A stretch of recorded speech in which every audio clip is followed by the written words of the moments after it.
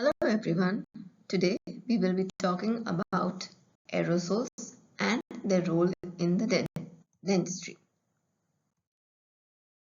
Infection control is an important aspect of any healthcare setting, be it dental, medical, or anywhere else, as not only does it concern the patients that are being treated, but also well-being of the rest of the people in the hospital setting, the operators, the nursing staff, the visitors, and everybody those are present.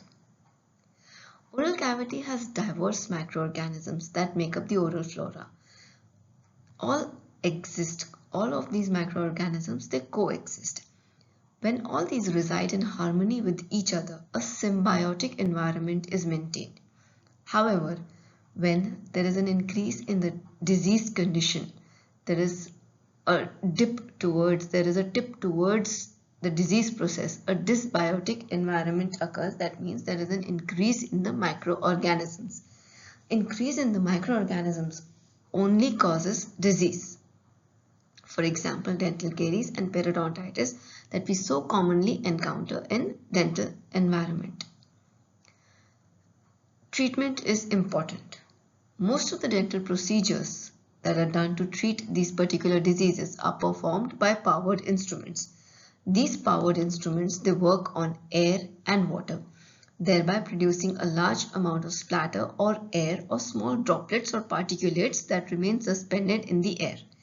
Now, when there is an increase in the microorganisms, there is also the incorporation of these microorganisms in the splatter that is produced. This is part of the entire system. This is a part of the entire system, that is the microorganisms. If they are more in number, they will definitely be incorporated in the air and the water environment of the procedure that is being carried out. Hence, the dental health care personnel are all those people who are exposed to all the infectious materials, including the body substances, contaminated equipment, environmental surfaces, water and air during the treatment procedures. An important aspect: the oral healthcare provider has the highest risk of exposure to a patient's oral flora as they work intimately in the mouth with equipments that generate large amounts of aerosols. Studies have shown that highest exposure risk zone to an oral healthcare provider is within 1 to 3 feet, and that is the distance that all oral healthcare providers are in the close vicinity of the patients. What are these aerosols? Aerosols are small particle size, less than 50 micrometer products that are released from these devices that emit water and air. These aerosols, they remain suspended in the air for an extended period of time since they are light in weight, and also because they are light in weight, they can travel for great distances. They remain invisible to the naked eye, but they have an increased risk of infection and they have an increased potential for causing diseases to the human being when ingested, as per the CDC guidelines in 2020. Hence, it is extremely important to control their production and subsequent spread of infection. What are these splatter droplets? Splatter droplets are droplets similar to aerosols, but they are more than 50 micrometer in size. They can be seen by the naked eye. They do not travel much distance. They settle down faster on animate and inanimate objects because being heavier in size. But once these dry up, they can be easily visualized by naked eye. Why are we even mentioning these aerosols and spatter droplets? Is because they contain the large number of microorganisms which are present within them, and these microorganisms remain viable for a long period of time. Both these aerosols and spatter droplets can be inhaled or absorbed through the skin or eye, thereby increasing the risk of transmission of infection. If inhaled, these particles gain access to the respiratory tract, causing extreme health conditions, more so when these aerosols contain large number of bacteria present within them. Humans are easily capable of inhaling particle size less than 100 micrometers. As now we know, by now we are clear about it, that aerosols are created and released in activities of dental procedures. It is also important for us to know that these aerosols are in general also created and released in activities like breathing, panting, talking, singing, shouting. However, the numbers remain quite low in these activities. The smaller the size of these aerosols, the longer they remain suspended in the environment and the longer their patency and potency remains viable. Ultrasonic, the instruments that we use in dentistry, which are which are which produce aerosols, are the ultrasonic devices, air otter, air polisher, air water syringe. These produce aerosols in large quantities. This table shows the particle size and the average time of their suspension that they remain in the air for. Larger particle diameter will remain in the air for relatively shorter times, and smaller diameter particle size will remain suspended for up to even 12 hours as per study. Sequence of events that takes place in aerosol production and their remaining in the environment. Air-driven dental equipments, they emit water and air that mixes with the bacteria in the oral cavity.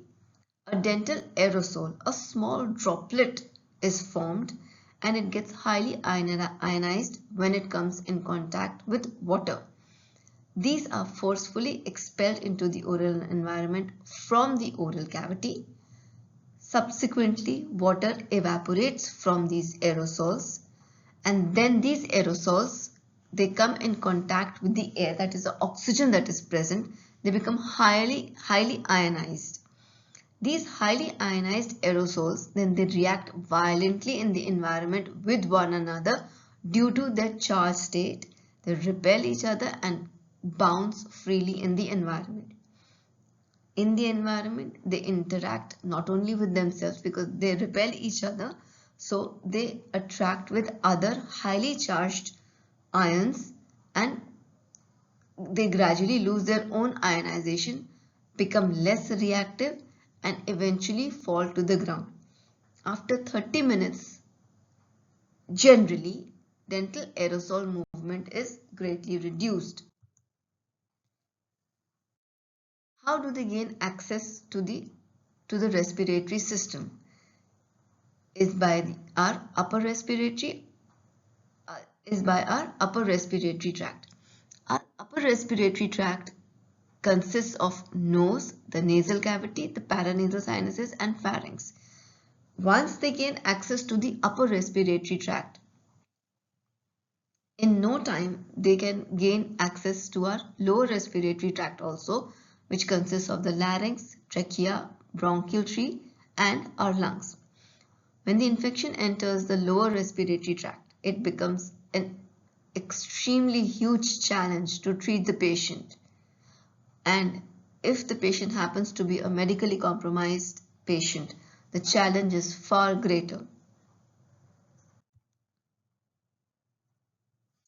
Important standpoints from this are: studies have shown that these dental aerosols can travel approximately 6 to 9 feet away from the source in any direction that the wind is blowing, the air is blowing. And these aerosols are at their highest at 10 to 30 minutes immediately following the aerosol generated procedure. They remain suspended for hours afterwards. Heaviest contamination occurs on the operator's mask, arms, face shield, chest and face area. Now, if there happens to be less amount of microorganisms that are present in the oral environment, the risk of transmission of these contaminated aerosols remains minimized.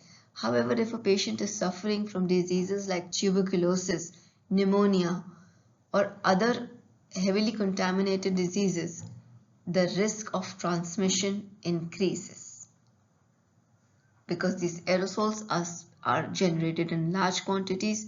They spread over an area, they remain suspended in the air.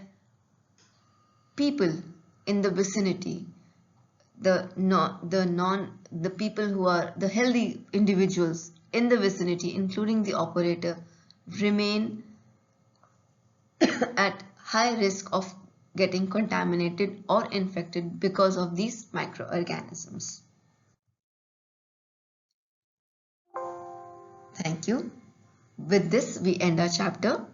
In the next chapter, we will be discussing about how to decrease and eliminate these aerosols from the environment. Thank you.